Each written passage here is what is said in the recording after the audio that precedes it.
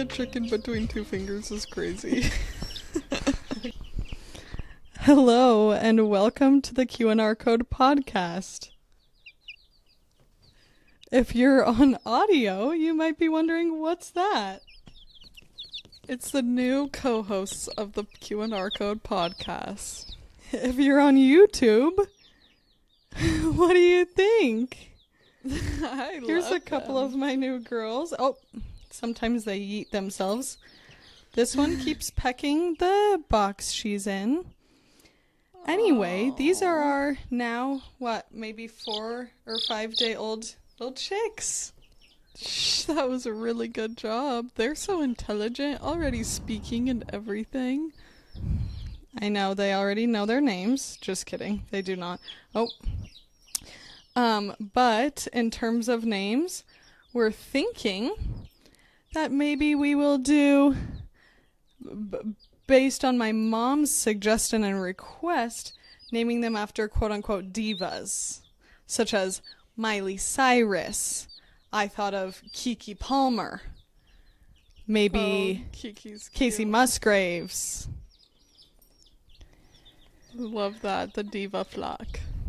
Anywho, I'm going to go back to my regular recording spot, you guys, but thought that the Q&R code should be so lucky to deserve and see.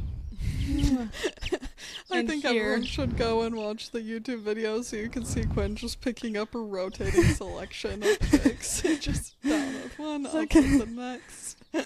They're so sweet. And this is their setup in our guest bathroom. When guests come over, I'm like, first of all, you're welcome. That's really all I have to say about it. And party favor. They stay here. Yeah. They stay here. Do not take a chick in your pocket with you. Okay, meet you at my station. Okay. Welcome. I was giving very newscaster. Welcome back to the Q&R Code podcast. Today, no, we're not keeping that. I'm too embarrassed.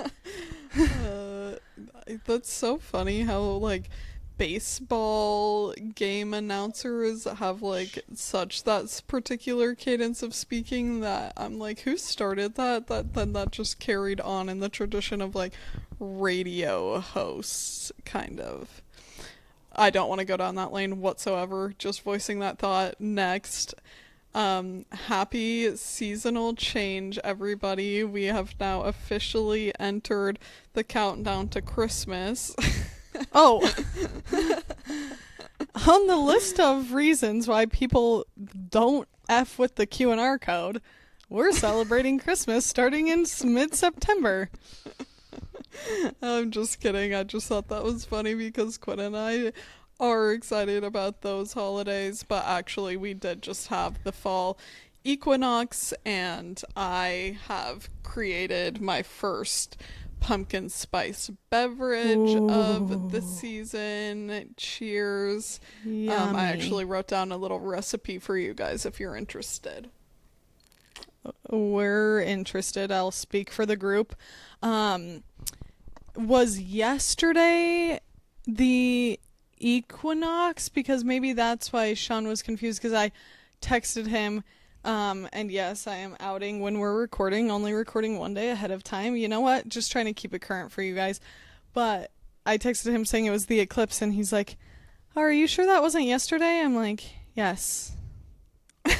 I'm sure. I would love that, if the...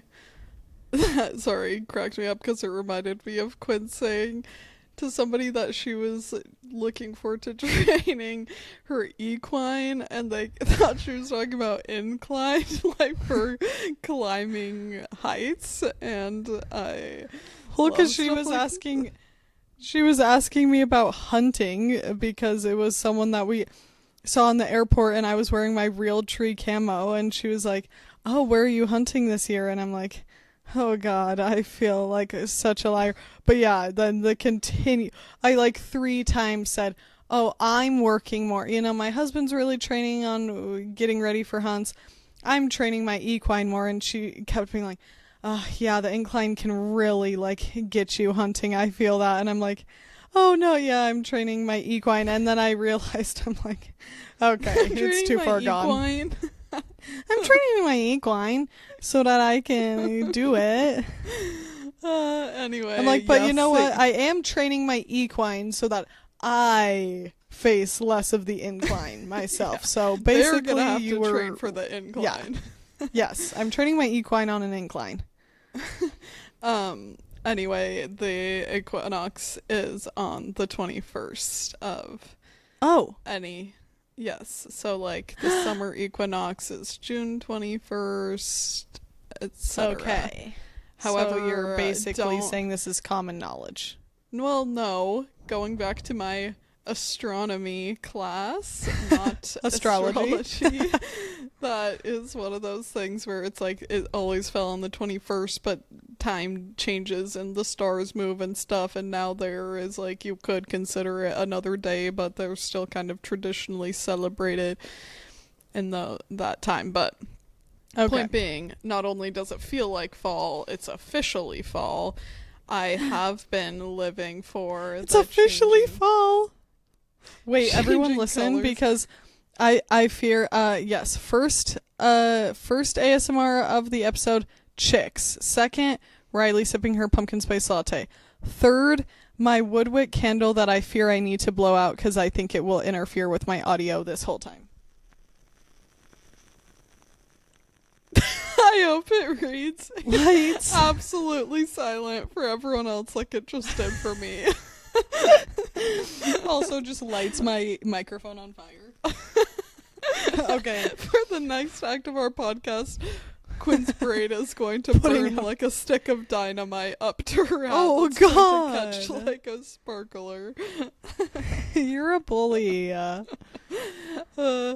Anyway, I don't know if this is like a read or not, but my neighbor I saw outside when I was walking Roger, and they were like, oh my gosh, nice to see you. And I said, happy fall. And she was like, oh yeah, you are like kind of a fall girl. I remember you like to put pumpkin in your baked goods and make yourself special spiced drinks and things. And I'm like, that's right. And I will be after I put this hound inside. That's immediately what I'm starting on. So, but I do love fall flavors. Like I love warm spices like cinnamon and ginger and nutmeg and a baked good. Hello.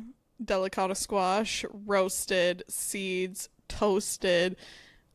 I do love the flavors of this season, and I feel like that's an important energy to embody, especially when you're leaving behind summer in the rear view, where we're talking about juicy, ripe strawberries and the best melons. This season was such a good melon year, so of course you gotta lean into the things that make fall tasty too.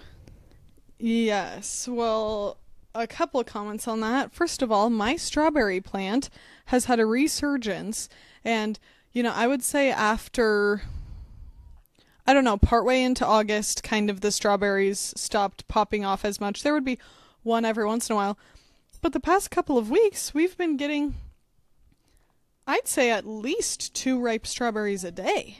Wow. Which has been really nice. They do often have a fall resurgence, but not my freaking flop of a strawberry plant that I got like 2 strawberries off this entire year. Yeah, that's crazy. We got quite a few, and I'm gonna try, this will be such an experiment, but I think I'm gonna try bringing our strawberry plant inside this year and try to keep it alive because it's such a good, happy, healthy one. And I think that's a great idea. Oh, I hear my donkey braying. He's like, Mommy. Second of all, did I already tell the pod this? Who knows? But I am sick and tired of cafes no longer offering cinnamon and nutmeg, like as a self-service item. That really peeves COVID me. Gave people permission to just do the absolute bare minimum in service and be like, and you should be grateful for that. Yeah. And I expect a 25% tip. Yeah. Yeah, maybe that, but I feel like I've even noticed it before that. But growing up, always the cafes that we went to, because Riley's in my drink growing up was a steamer, which I heard someone the other day being like, it was so boring. I didn't want to just get my kid like a vanilla steamer. I'm like, hello? Do not turn your nose up at a vanilla steamer. Yeah. Life is good with a vanilla steamer. Nutmeg. If they had, but that's like, the thing. also That's what it cocoa needs. powder out, vanilla powder, I'm like, Riley would do of everything. What's it called? It's like the suicide of so a bad cafe that's drink. What it's called that. That is bad. Yes. That's what it's called. But Riley would do cacao. I, as a child, would always stick away from cacao, but definitely tap, tap, tap on the vanilla. But cinnamon and nutmeg, come on. Like, come on. Offer cinnamon and nutmeg as a self-service item. I just don't understand that. And I got, okay, sorry to interrupt, but my first PSL in your a glasses cafe. are so cute. Sorry. Thank you. You guys watch YouTube and look at Riley's cute new pink glasses and her cute thrifted vintage jean jacket and my ultra vile hat from our dear friend Pasquale in Italy. Yes. Jumped right over my hat that is from my twin, but adorned with my own accessories. I miss that hat. I'm very glad that it's been being borrowed by a good home, and next time I see you, I feel like we'll have to do our tradesies back. Yeah, sometimes Quinn and I have a bit of a hat swap going on, but it is a pang when you realize, because I had that with the hat you're borrowing of mine recently, where I was like, oh, that hat would just be everything for me right now. Good for this outfit. But yeah. I got my first pumpkin spice latte in a cafe the other day, and it was a good one, but it was not served with anything sprinkled atop, and I just felt like, okay, this is your specialty drink of the season. Are you going to just give me a little something? That's another thing. Keep the artist in barista. Because I'm sick and tired of having a latte served to me that, first of all, is the color of... Ugh. I imagine what it would look like to do in a dirt road. Yes. That's the latte I got yesterday. I got a choco latte, is what they called it, which I had a lovely day yesterday, no complaints. But I was like, first of all, there's not coffee in this drink. Except for as follows. First of all, no coffee in this drink. Second of all, no chocolate in this drink. Third of all, lukewarm. Fourth of all, not even an attempt at latte art. Like, yeah, okay, why am I paying $7 for that? My boss the other day was talking about how she got a drink somewhere and it wasn't very good, and she was like, I don't need you to do like a design on the top, I just want like a good latte. And I'm like, okay, though, if you aren't getting like a basic heart or a leaf or something like that, like, why? I know that is like a very superficial part of the coffee drinking experience, but hello, why am I outsourcing my coffee making abilities if it's not to someone that's like, yeah, I'm gonna level up this experience for you. You don't have to be someone that does like a pumpkin and amazing like different designs. If you are someone that does that, like all the power to you. Oh yeah, it's people that actually pop off with that. You're like, yeah, earning your tip, thank you very much. Exactly. But then it's like when just the number of times you could tell Quinn and I have been burned by this, but the other day too, I got oat milk chai out and about. I wouldn't have gotten it with oat milk because that's not really my preference with a chai, but that was their like iced chai is already made with oat milk. They didn't even have to mix like a concentrate with a milk, so that was the option. And I'm Okay. like, okay, so that's your signature thing. It's one of their signature drinks. Fine, I'll take it that way, even though it wouldn't be my preference.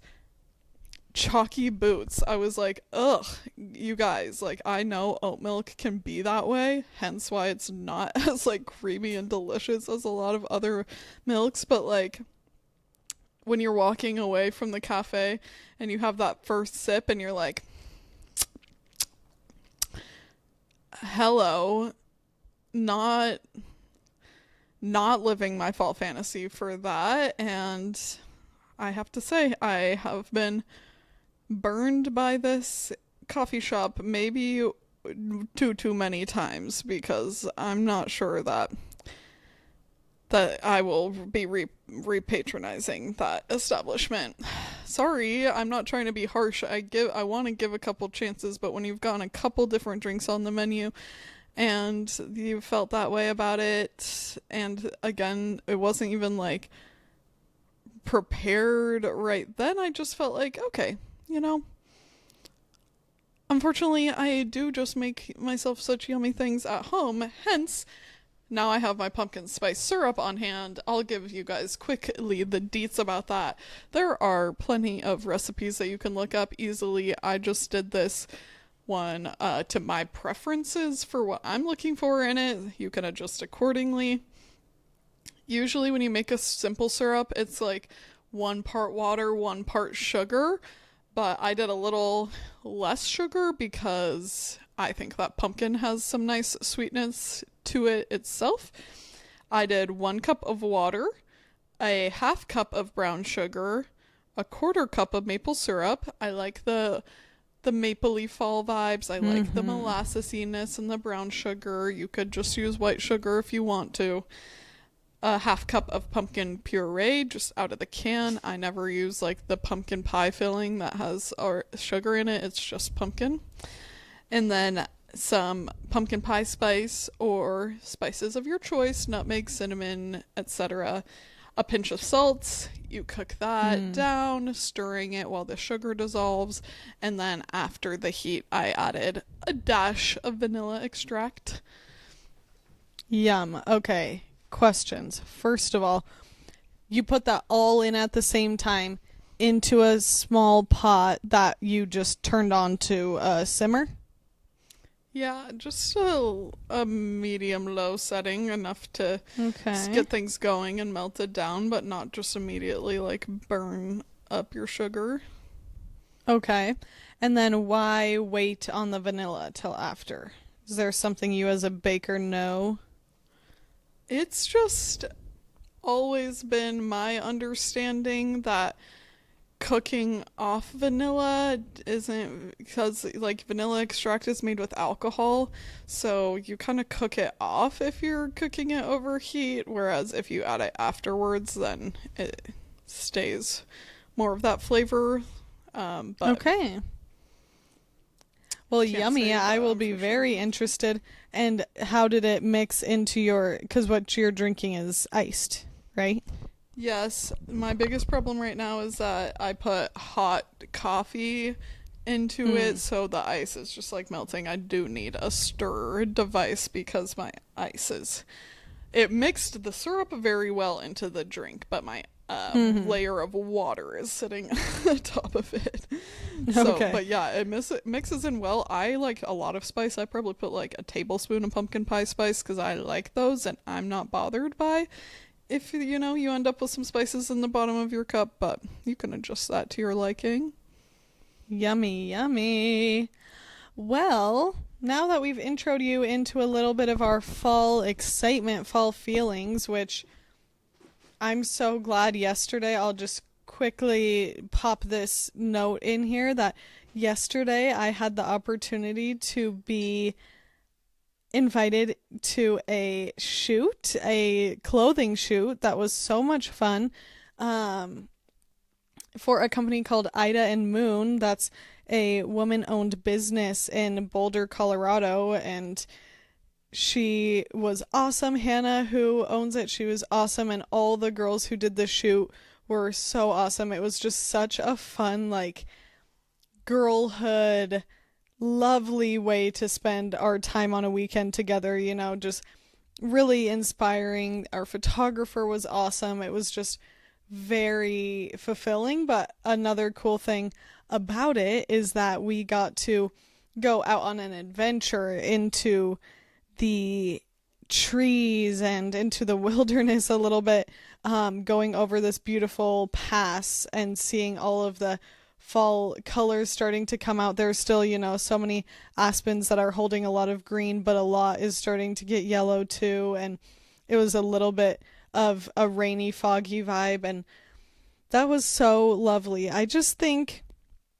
Riley and I, though we're giving a bit of a media report today, this is a very much a media report that's like grab life by the horns media report, because I think that Riley and I are really excited about the stage of life we're in and doing a lot to accomplish what we want right now. And I just think that we've both put a lot of effort into actually seeing through getting out there and doing, even for Riley, like a way this is maybe a little, no, I'm saying even Riley, who never quite lives up to the hype. But I was saying, even like an example of this, I feel like, is you getting your CSA that we've talked about.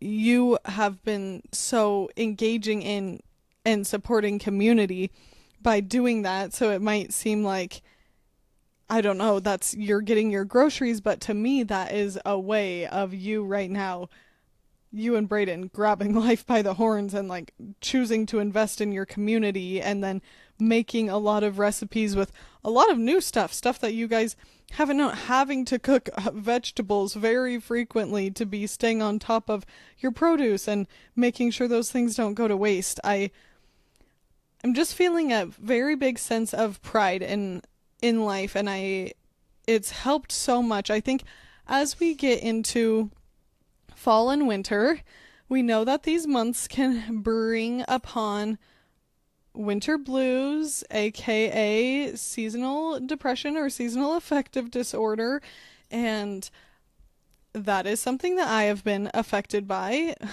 many years throughout my life. And I think it's important that we keep the summer roll. I have multiple thoughts about this, because I think it really is a balanced thing where, as winter is coming in, I believe that we are meant to have a little bit more of that time for coziness, hibernation, or else why is the world like, why does it turn dark so much earlier? I definitely think to me about how the earth riddle me tilts this on its axis. Yeah. You can't. Explain that to me. How does that not equate to I should be going to bed earlier chocolate with cocoa and a snuggly blankie? It obviously it makes sense. It's science. And continuing the important things in life. And that's what I think is different, is goals can look all sorts of ways, as we know. But business goals, maybe for me, that's where I'm not saying those go by the wayside or those need to be put on the back burner, but I feel like for me, I'm saying this and then looking at my schedule booked out the way it is and how far it is, and I'm like, I need to, listen to my own advice.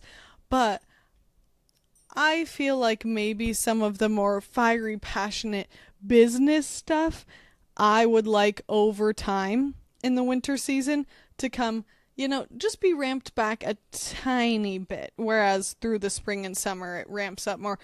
I would like for the winter to come back a tiny bit so that I can do things more like a consistent early bedtime, a lot of home cooking, But I think that keeping with whatever it is that's your passion in life that's serving you, whether it's, I can think of a great one, knitting.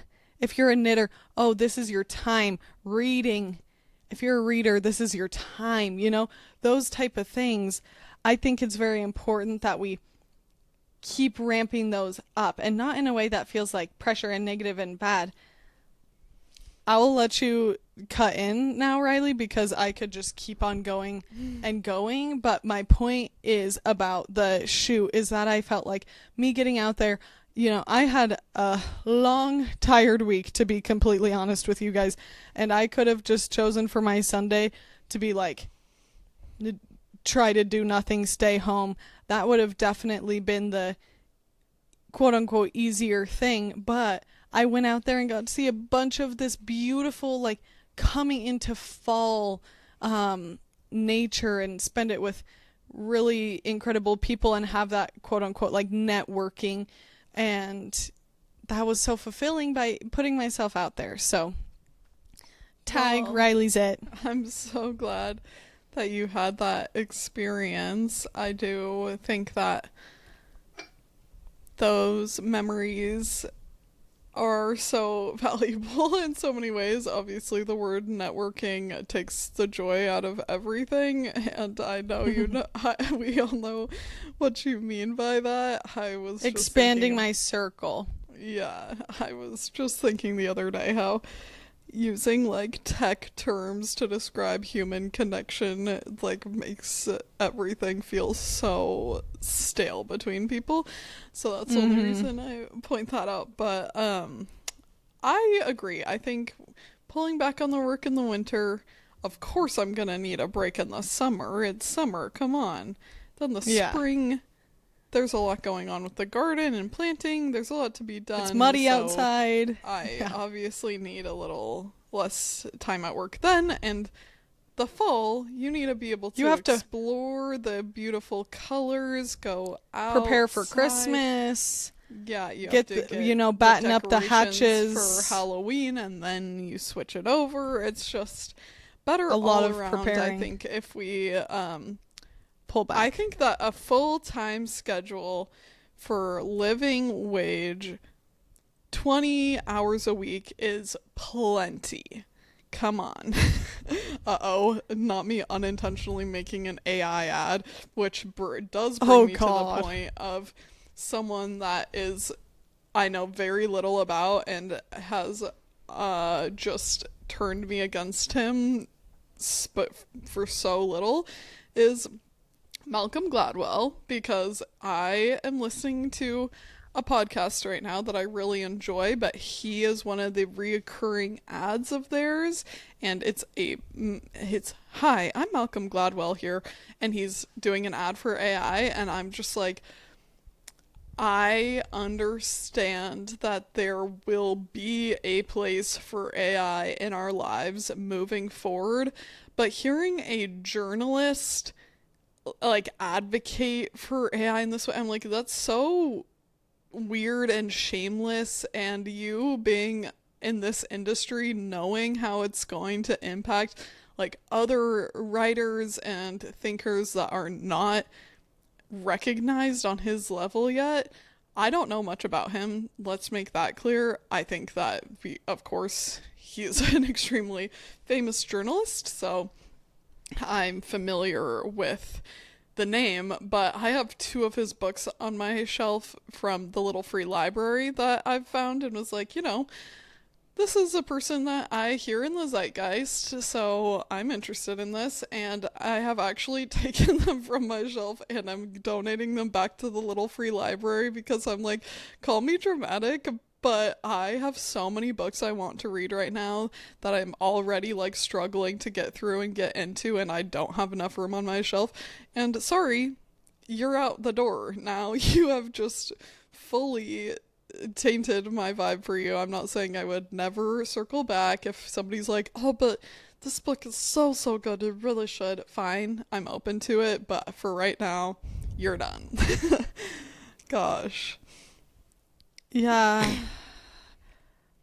This is not an episode where we can dive into our opinions about AI, and I think Riley and I are pretty well-rounded thinkers where we can see good and bad in many things and don't just write something off completely.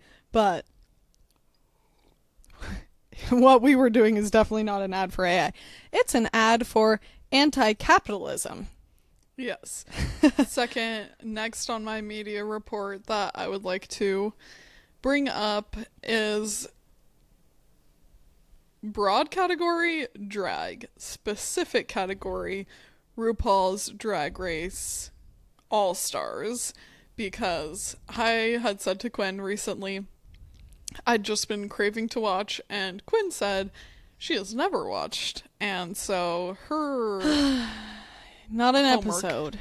yeah, her homework is definitely to see any available seasons on streaming you have access to. That is the hard thing, is I didn't have access to any seasons I hadn't seen, but I signed myself up for a free trial because I really wanted to see the most recent All Stars season.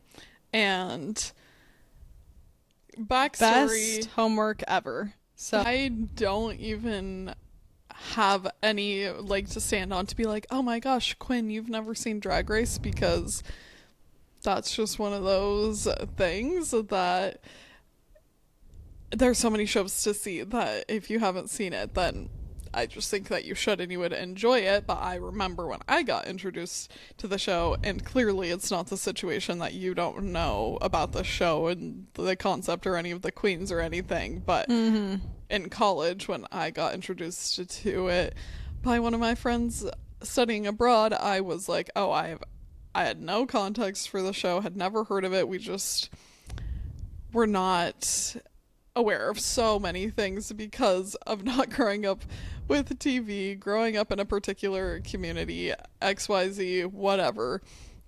However, now that you and I are also much more aware, I was going to say aware of the queer community. It's like we're in the queer community, but aware of more of the cultural side of things, I can appreciate it even more. And reality TV actually is not just brain rot vibes, because a show like Drag Race, it is insane to see the talent and the effort that goes into the production. Like, these queens really turn it out. The fact that they have to execute each part to the level that they do, I think it's true on the regular version of the show as well, but All Stars, usually it's queens that are a little more seasoned.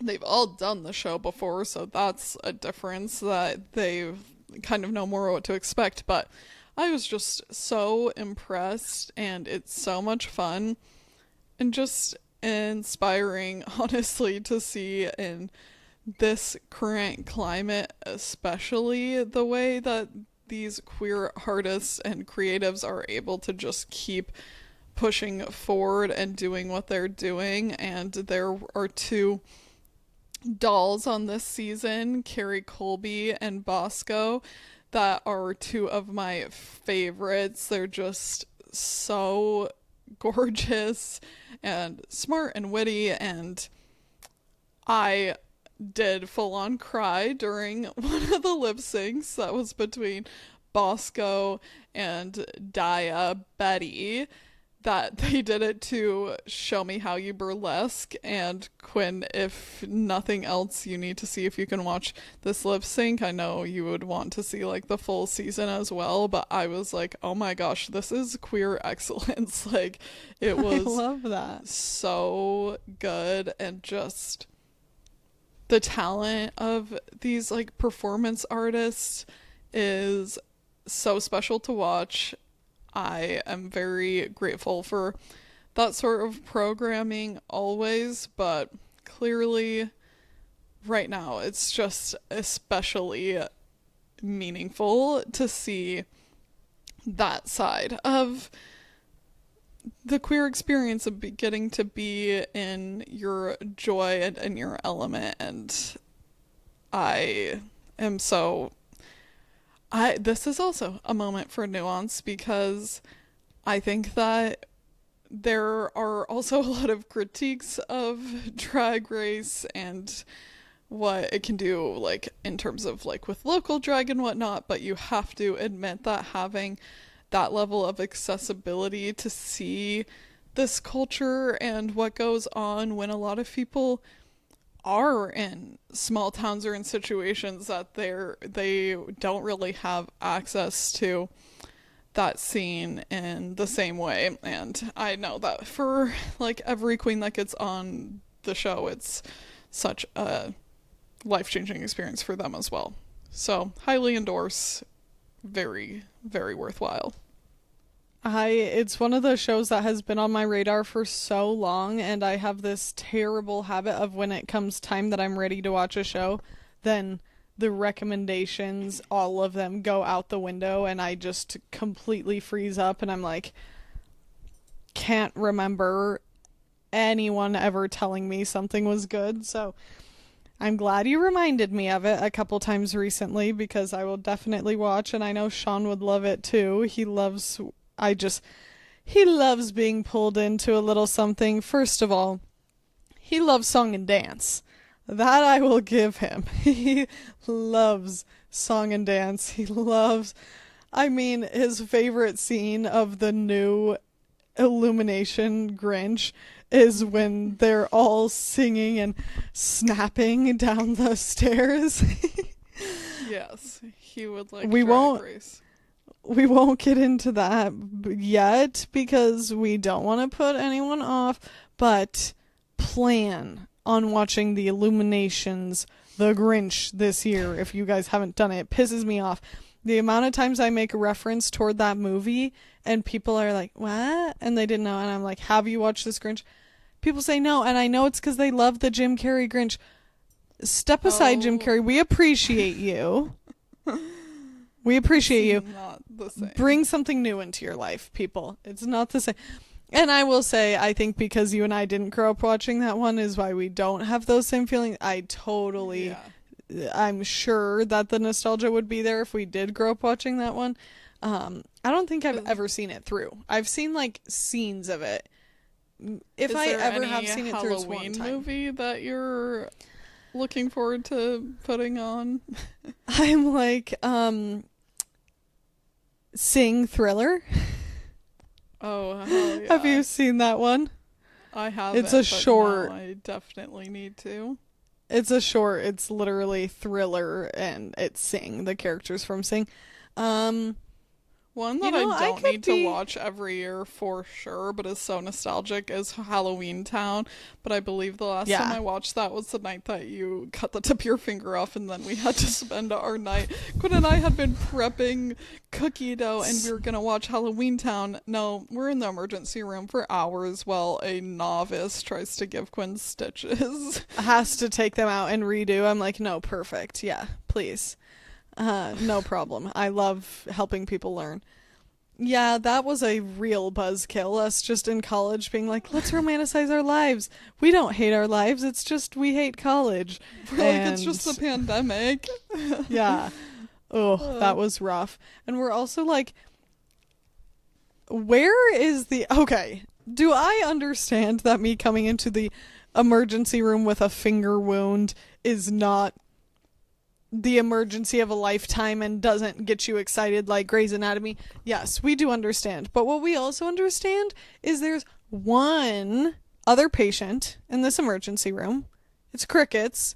There's several of you guys, and I can't be a hater, and maybe Brayden even saying this, maybe he would be like, oh, Quinn, you don't understand this because of blank, blank, and blank. When I told Brayden about this situation, we were talking about it more recently, he was like, you should have gone down and like knocked on the doors and been like, hey, who's available right now? Because he said that sometimes when things do feel slower in an emergency room, it's kind of like at a restaurant when a restaurant's slow and you're like, that's weird that the server isn't attending to me at all because they're just in that mindset.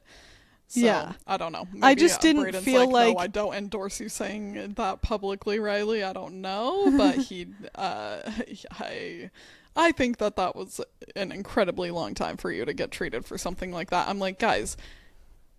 3.5 hours when there was literally one other person there. I just don't understand. We're like, why am I sitting here with my finger throbbing? Like, haven't been. They literally spoke to us and were like, we'll be back soon. And we waited an hour and a half until they even just readdressed us. I'm like, that's not ideal. Low-key, this was like our first experience getting a tattoo, where we were like, what is happening? And we should have been like, okay, hello boys, like none of you have clients, so whoever gets the design to me fastest and is the nicest gets it. Yeah. We won't open up the can of worms about tattooing. But yeah, like, oh god. Wait, one other reality TV shout out that I wanted to have that I also do not think is brain rot media is Dancing with the Stars. The new season just started last week, and anyone would be crazy to not think that that would be such a hard show to do. The fact that you have to fully learn how to ballroom dance in a matter of weeks, and it's so vulnerable and hard to perform. And being a performer in front of a ginormous live audience. There are definitely celebrities that have a leg up just from being, maybe they were never a dancer, but they're an actor, or they're someone or a singer that feels comfortable in that environment. They're being able to take the nerves is huge in that. But you know who came out swinging is Robert Irwin. I'm like, he's so good. Amazing. He has such charisma, like his dad too. They're both like his dad before him.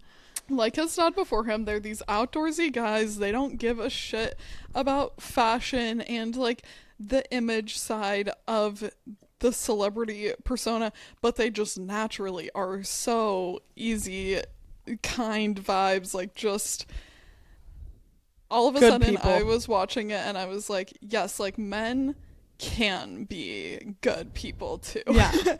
I'm like, yeah, that is a good man and I love him. And he came out dancing, mama. I was like, yes, okay, first week. I can't wait to see. He's gonna go on in the competition, that's for sure. You always have a little bit of a soft spot for the older folk that you're like, you are everything and you should not let age get you down, and might you not foxtrot with quite the same agility as a 21-year-old? Yes. Yeah. And I still think that it's good, and I hope that they continue including those people, because I do not think I have a serious sensitivity and annoyance toward excluding the elderly population in general. Like, of course there's a time and a place, you know, there are some things that just aren't appropriate, but I feel like that to just shun that population, which I think can happen, that just makes me really sad and frustrated, because if we are lucky enough, we will all get there, and life changes, your body changes, and I feel like young people can have such this mindset that is anti. We're better than everyone. Yeah, exactly. And I think that there's so much to be gained. Like, imagine, of course, the pros that are dancing with them, there could probably be a degree of the feeling of like, I know, you know, we probably won't make it as far in the competition, but I bet a lot of them too feel like they learn a lot about life and have a very special experience getting to engage with those partners as well. I have always wondered if the pros get paid by the season, because I'm like, maybe they get a bonus depending on how far they go in the competition, but they must be like getting paid either way, because that would be so uncalled for if, like, because they got matched with a partner that just wasn't as much of a dancer, that then they get the rug pulled out from under them. So hopefully for the pros, I don't know. like, of course they're competitive dancers, they want to go far, but it's not, hopefully like, it's just the accolades of getting farther that is the way they get paid for going farther. I don't know. But you know what I'm excited about, and I thought about it because there's 2 of the Secret Lives of Mormon Wives cast members in the Dancing with the Stars season. I have never watched any Bachelorette, and I am so, except I watched a couple episodes of The Golden Bachelorette, and that I forgot about. I didn't finish at all, but that was cute. Like, I didn't see The Golden Bachelor, but I saw a couple episodes of Golden Bachelorette. But Taylor Frankie Paul being the Bachelorette for this season, not a hot take, not a hot opinion. Everyone knows, like, what a smart idea. I was gonna to say cast they definitely her. knew how to pull in some different New viewers, because I am like, this is the first time I've ever been even really interested, and I am interested in hoping to watch that. I don't even know when it starts or anything. And then, what did I want to say? Okay, do you have more? Her? What, my kitty? Yes. Ow.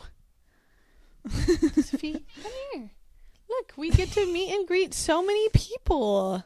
Oh, This is Lucifer, my first indoor pet. Isn't that crazy to believe, Lucifer? She's is being held hostage. Actually looking exactly like Lucy from Disenchantment right now. She does look just like that. The other thing, wait, before we move on from Dancing with the Stars, that I just want to say is, because there are the two Secret Lives of Mormon Wives competitors on the show, and one of them gave birth 8 weeks ago. I'm like, okay, that is crazy. Girl, and she was doing amazing, and that just shows if there's a will, there's a way. But if I got that call and knew the timing, how that aligned, no way. I have a newborn child. My pelvic floor is not near recovered. I am like quaking at the thought of that. So you gotta give her credit where credit is due. That is, yeah, I just was like, that is wow. Wild. Good for you. Women are so strong and so brave and deserve the most in the world. So anyway, I didn't watch the Dancing with the Stars episode, but I should, and I did see a clip of it with Robert Irwin started in his little safari outfit, which I thought that was very smart and great. I don't know if Whitney is the one who puts that together and decides, like, does all the costuming, but I was like, you are smart, Miss Girl, to have him immediately identified in that little tan zookeeper outfit, and then rips it off into his little jungle sparkle. It was so cute. And Whitney is a great choreographer. We don't need to stay on Dancing with the Stars, but Quinn and I, that's one of the shows that we have seen several seasons, because we used to watch it with our grandma when we were on spring break. It used to be spring. Into her bed. Oh. No, she would record it for us, remember? She would and literally wait so months. Then we would go back and watch them together, and it was such a cute tradition. And she had her choreographers she liked. She did not like Derek Huff. She's like, he is such a like cheese ball, not cheese ball, but like she thought that he was the flies on my screen. She would just try hard. But yeah, Whitney does such a great job where when she sees one of the, like, her partners, if they can handle it, she really goes in and gives them steps. And that was great about that dance. Anyway, clearly I endorse it. It just started. The premiere was last week. So if you want to follow along, that's a show that I'm excited to be watching, because it's dance. Do you see a through line? I love performance art. I love the glamour of it all, and it's just really impressive and fun. And now on a different... Wait, what were you even going to say when I asked you if you would watch something for Halloween? Did you have one in mind? Because I said Sing Thriller. Yeah, that's the only one. Other than that, I probably need to... Isn't there a... Honestly, I would be so down to watch Sleepy Hollow. With Ichabod Crane. Yeah. And so good. I don't know. I need some recs of something spooky, but not like so actually thriller, horror, scary, because I want to rewatch Parasite, but I can't do that alone. Fuck no. No, definitely don't do that alone. And maybe that's one we could do together. Maybe we do that together. Yeah. But I don't know. I'll keep thinking on it. We have more time to talk about the Hala season, spooky season. Hala season is crazy. Hala season. Love. Hala season. I said to Quinn and my mom the other day, two white girls celebrating Hala season. You know what? We bring it to you every week. I said to my twin and mom, not even Pretty Little Liars alone. Like, people that will just watch scary stuff, I don't like the spooky ooky when I'm already terrified. Luckily, I'm already scaredy-waredy. You know what was fun the other day, actually, that this is good spooky season vibes, that I was, sometimes people turn on a movie in our tattoo shop and I'm like, no. That being said, I'm a little particular about getting in my zone, but I understand we all, all get the chance to decide. For some reason, I don't feel like watching Hellboy 3 right now. Yeah. But someone did put on Scooby-Doo, and we watched several of the Scooby-Doo, cartoons, and that was fun, and that was good. And I also was like, no wonder we were scared growing up, because they do a great job of making it's like I'm terrified. No, I'm serious. Some of it, I'm like, I can so see as a kid. First of all, the colors will be so interesting and eerie and striking, which I love. And then it's quiet, there's characters that are like, through the dark house. If you are banished forever if you, in their booming voice, and it is scary. And there's freaking cobwebs everywhere. So that was fun and highly recommend that. Okay, now to my point. No further questions. On a different... Yeah, apologize. On a different note of... We're not talking about drag, but why are cowboys giving drag queens? Because I am like... We're all born naked and the rest is drag. Quote, RuPaul. Exactly. The rest is drag. And I'm like, first of all... Shout out to our native peoples for so much of the incredibly cool Western design that, we now call Western or cowboy. Shout out to native people for the fringe, because that is everything.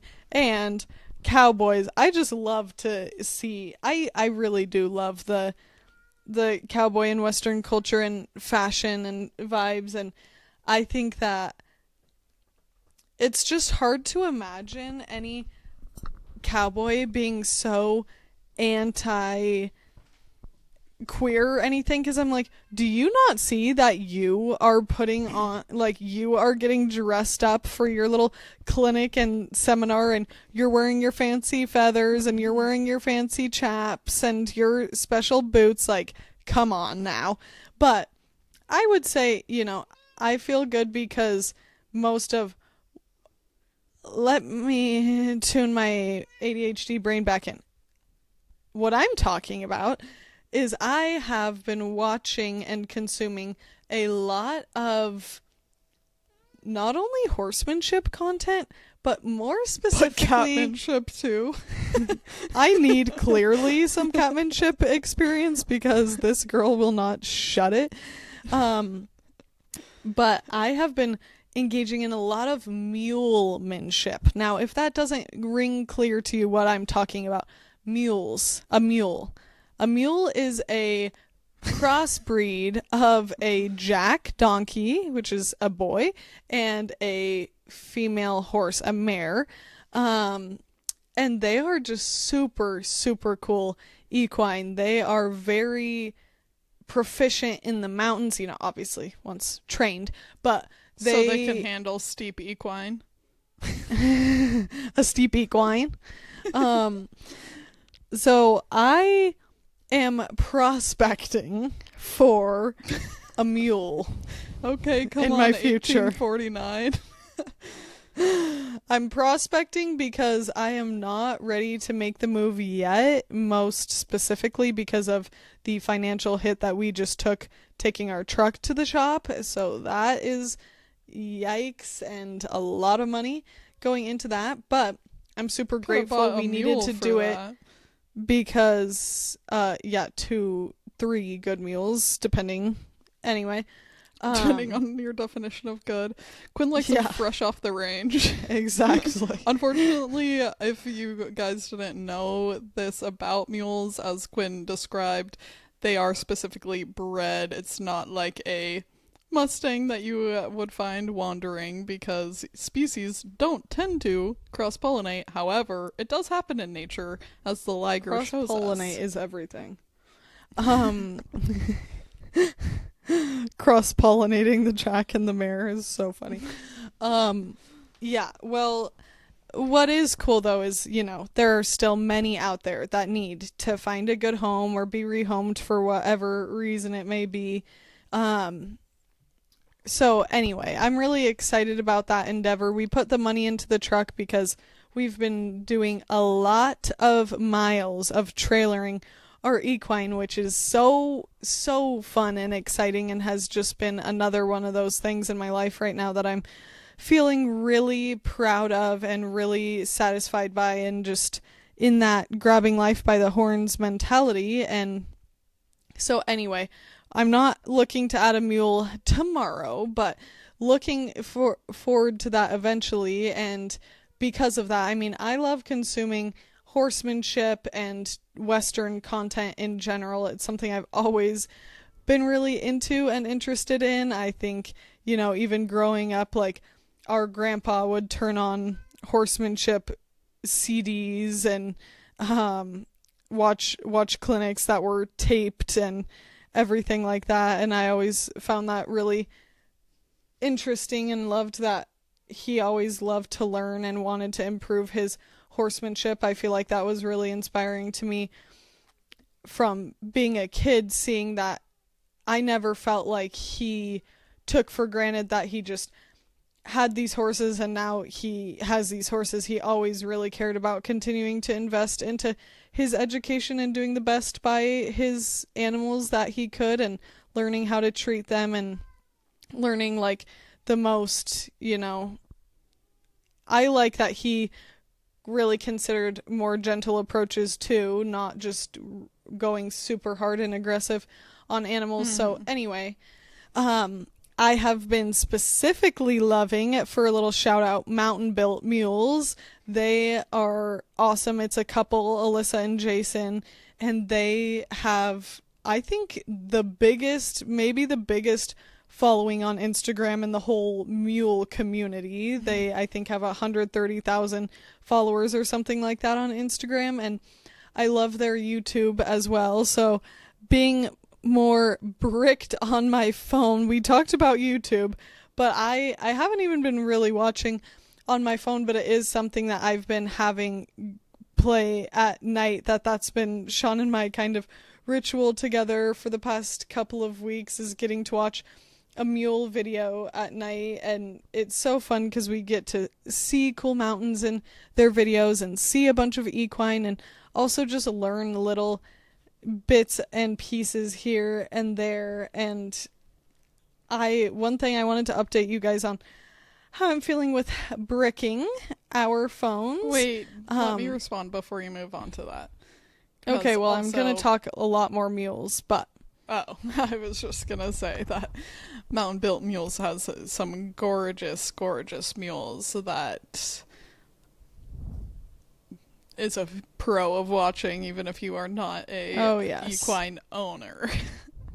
Oh, yes. They have gorgeous... I know Riley has a particular fondness toward Josie, which is their Appaloosa mule. So cute. She's an Appaloosa mule, and she is spotted. She's like, almost, if you know what a paint horse looks like how having the spots. I don't know if anyone that doesn't know what Appaloosa would know a paint, but anyway. I think more people probably would know what paint looks like, but they're much smaller spots, and they're really cool, but they're so fun to learn about and to watch, and I'm just really excited about this journey. And so I've been watching those YouTube videos, and the brick has been helping me a lot because I have been staying bricked off of my phone, like Instagram and TikTok, for honestly the majority of most days, and a lot of the times it will be more than 24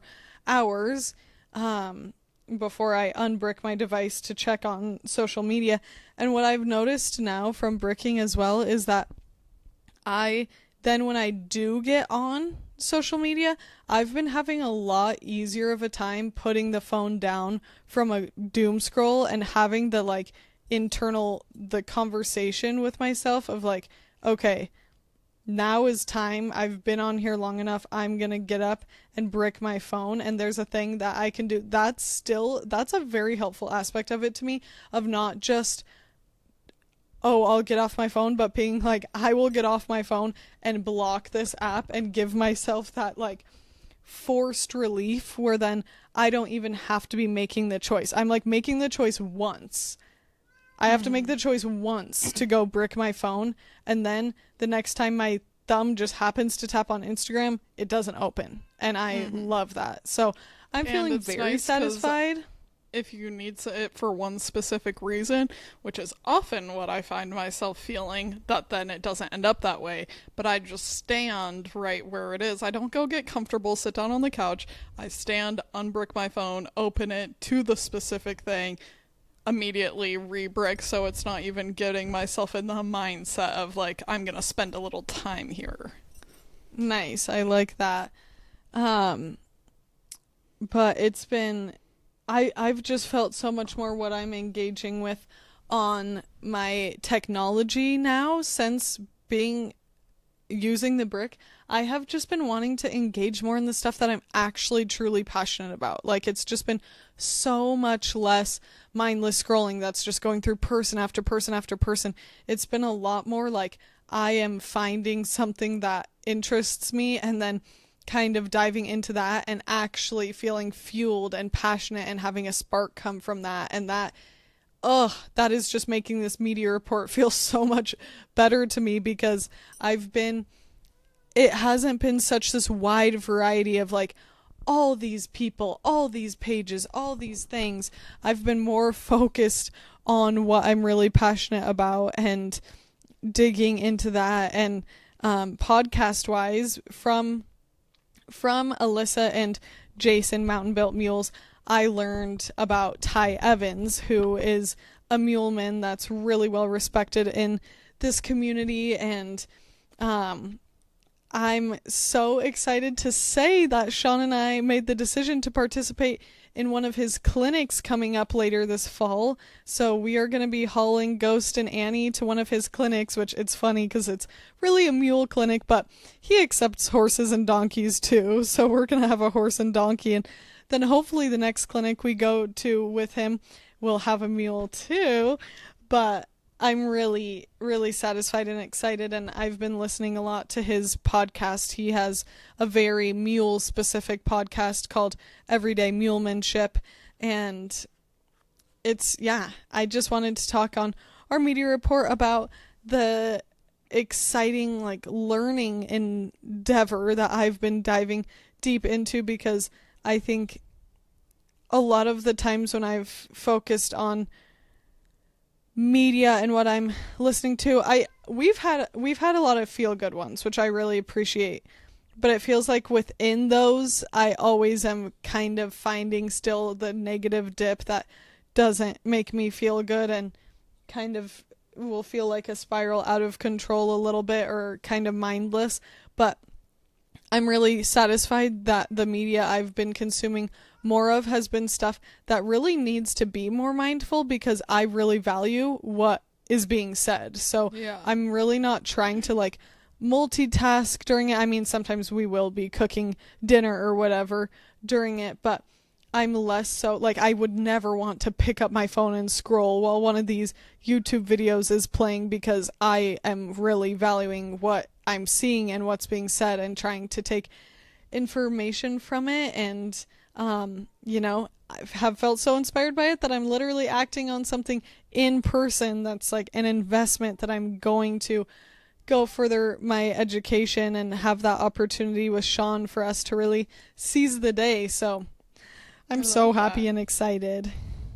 I'm so happy for you guys, and that's just an all-around good feeling. That's like the point of what we want with our like media reports, is for them to touch on something. And I think it's finding that balance of like focusing in on what really drives you, and also something Michelle Obama recently said, I think on a podcast I listened to, was like the culture is everything, and she likes to be tapped into the culture. And I feel that way too, where there are times where, of course, you and I have felt like bombarded by pop culture, and that, you know, that can sometimes pull focus from your own like being present in a particular place and space of mind.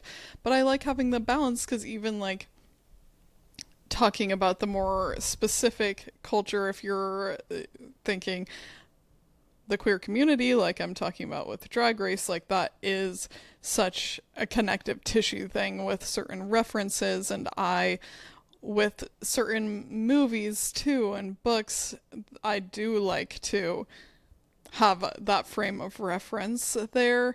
And, you know, I don't want to feel the pressure that you're always current, always up to date on everything. But I believe in balance, as you guys know, and I think that you can always run the risk of just like getting caught into the spiral of stuff. But I have definitely felt inspired by that show, and honestly Dancing with the Stars in particular, because both of them you can just consume, but you also can recognize like, wow, these people are working really hard towards a specific end. What do I want to focus on, dive into, whether that's creating designs or doing your art, whatever it is, to really apply yourself in. Yeah. And that brings me to another point that I was reminded of when you were talking about Western fashion. I guess this kind of goes into media, but not, it's like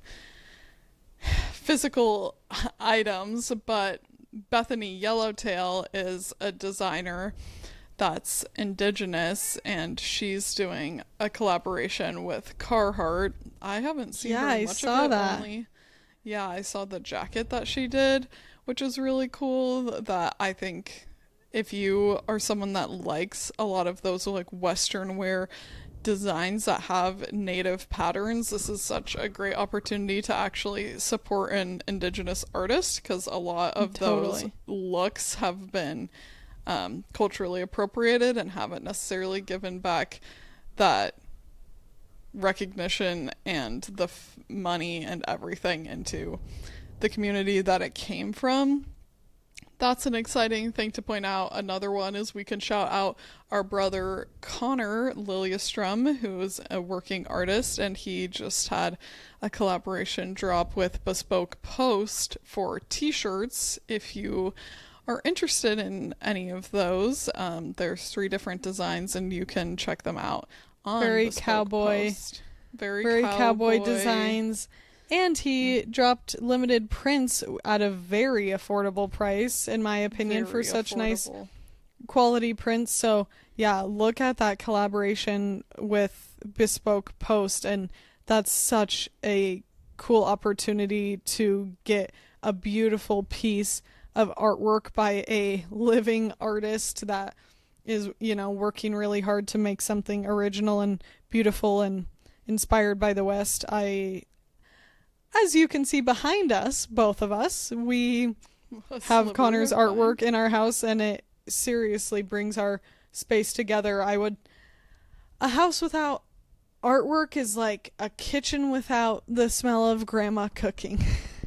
Yeah, and maybe we should also point out the legend above me that we can say, yeah, rest in peace to Robert Redford, who passed away last week, and he has such a legacy in terms of supporting art and artists. He started Sundance Film Festival to give a platform to more small budget independent movies, to creatives that he thought really deserved a place to be recognized by their peers, by other people. And of course, an iconic actor for the West, which we are very interested in that sort of media and iconography, and I'm very grateful for the contributions that he had to art in that space. Quinn, meanwhile, getting attacked by an actual spawn from hell. No, she's so lovely, but she's also working her little frustrations out on me.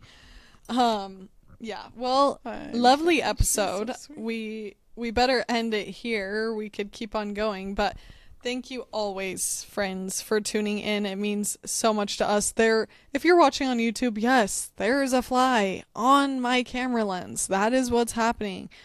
I'll say I'm excited about that for the fall. I'm excited for the flies to die. I really am.